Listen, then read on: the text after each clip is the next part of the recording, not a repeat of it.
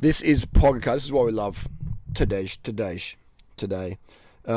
Just the tenacity, the self-confidence, the gamer, the player, the kingpin, the pimp. Jack Haig, Aussie rider. I also follow some of my protocols. Tadej, following some of my protocols there.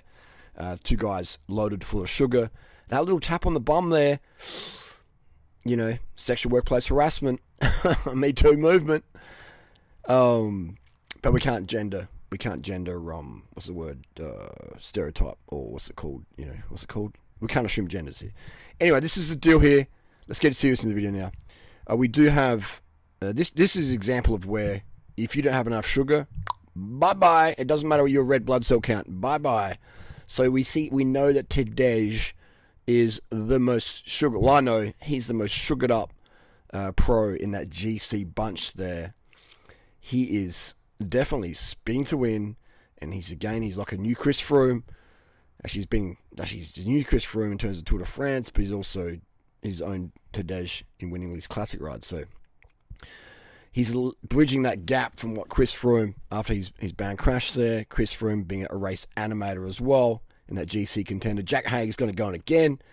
So this is where Jack Haig's looking around. He's not really too serious about it. He's just, he's got, you guys are riding at 300 watts. I'm going to go ride at 400 watts. And look at Tadej. He's going to roll off. He's going to catch his breath a bit. He's going to buffer some lactate. He's going to clear some fatigue metabolites, spin the win, just for maybe 20, 30 seconds. And then watch what's going to happen. All right, watch that yellow jersey at the back. All right, this is like a cycling version of GTA. It's hilarious, man. Like, look at this gap. So now Jack Haig he's probably doing about 400, 410 watts, I'd say, at this point. And look at Tadej. Look at that yellow jersey flying at the back. Lance Armstrong style, Chris Froome style, Egan Bernal style. Pantani, Richard Virenque style, getting it done. Chris Froome style, as we mentioned it again. Just animation of the race here. Look at that. Gapping pro tour, world tour riders, just like they're, weekend riders, man. Look at that gapping. So that's the difference right there. Like, when you are working with the top dogs in cycling science who promote such a sufficient carbohydrate sugar intake as Tadej is getting advised to do from various sources, it's just what you get is the end product, man. Look at that. Is that Mass with him as well? Well, the Movistar team, Valverde has retired, unfortunately. Valverde will probably be up here if he's still rocking and rolling. So look at this. Look at that. They just shelled everyone out the back. Just shelled them. There's an Ineos rider here. Look at that. Just going past him, mate. With that guy again in the back. Look at that. He's just no chance. He's done. He's like, nah. Ran out of glycogen today. Running out of glycogen. Running out of water. Can't hold the wheel. Look at that. Just Tadej pushing the power over the top of the hill. Look at that. These guys are fucking motoring. Even that bigger rider at the back here, the Ineos rider, Team Sky rider, who's bigger and can produce more power, just can't produce enough power to close that gap at the moment. He needs them to sort of sit up a bit, but I don't think they're going to sit up. They're just going to go full steam.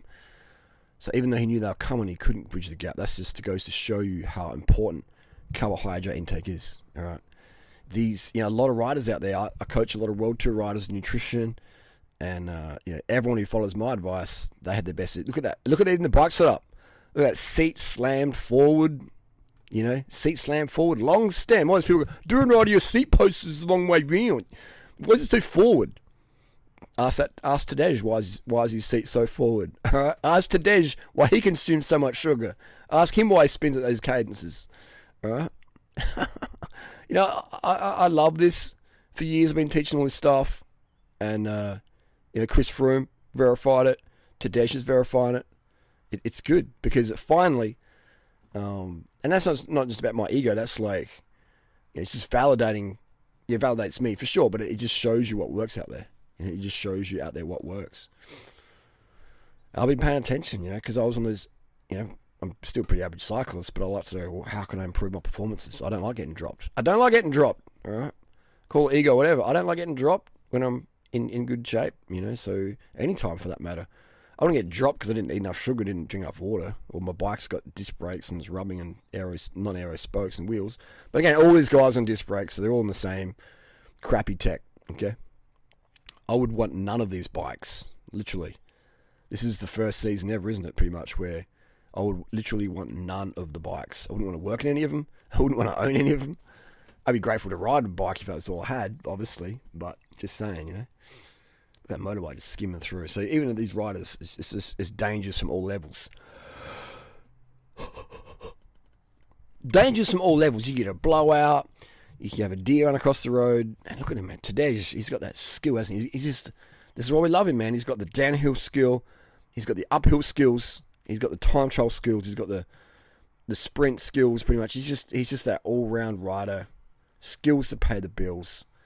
Look at that, just tipping it into the corners. So young, but yet so skilled in the descending. You know, it's like he was just born on the bike, man. That's crazy, isn't it? It's amazing to have such skill set at such an early age. So no, he's crushing it. I've ridden with him before, I think it was 2020, before he sort of was known, and he's just a chill dude, just like a Strava sort of geek, just a dude who loves cadence, carbs, and Strava comms, you know, as I influenced a whole generation of World Tour cyclists from 2013 onwards with YouTube, etc. Probably more than 2012, more like 2010, started cranking out the vids.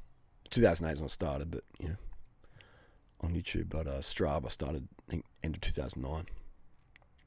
That's what it does, man. This is the influence it has on people, you know, my level of influence, and then I got Lantern Rouge, who's a great channel. Go check out Lantern Rouge. He gives great analysis of this stuff. You know, I got him onto YouTube, coached him up. He's kicking ass now. You know, so I love to have that. You know, I love to have that positive influence on people. That's one thing that I enjoy being known for, is positive influence I've had on the cycling industry, helping Shimano develop a long cage Di2 Durace derailleur, where the long cage become the normal cage. Remember that Dear Shimano video I did back in, was it 2015, 2016? Boom. That had influence, as was confirmed by one of the marketing managers of North American Shimano. So it's crazy, man. It's, influence. Anyone can have influence, people. Anyone can have influence. If you're passionate and you put the work in, you can influence anyone. No, I shouldn't say that. You can't influence anyone. You can influence. You can be of influence. What's going on here? What's going on? Is that a crash or a disc brake skid? What happened there? Looks like everyone's okay. I guess nothing with the disc brakes, man. They lock up so easy, man. And you lose traction, you can slide out. They lock up too easy on a road tire. You know, rim brakes are much better for that.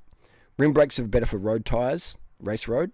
Disc brakes aren't as good because they just lock up your wheels too easy. You know, there's less modulation. You just panic grab and you're locking up.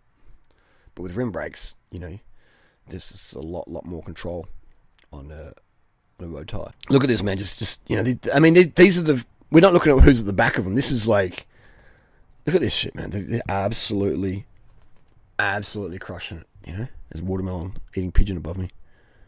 Look at that, just you know, 2Ks to the finish. Mass and Tadej.